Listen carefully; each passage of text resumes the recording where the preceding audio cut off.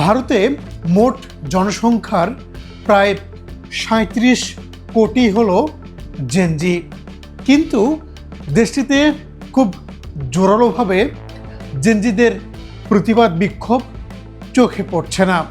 আর তাই অনেকেই কিন্তু প্রশ্ন তুলছেন যে বাংলাদেশে যখন জেনজিরা বিক্ষোভ করছে, নেপালে যখন বিক্ষোভ হচ্ছে জেনজিদের নেতৃত্বে, তাহলে ভারতে কেন তারা বিক্ষোভে নামছে না?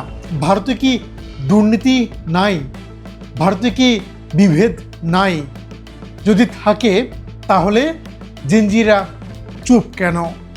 ভারতেও দুর্নীতি আছে, বিভেদ আছে, কিন্তু জেনজিদের মধ্যে একতা নেই, কারণ তারা রাজ্যকেই বেশি গুরুত্ব দিয়ে থাকে।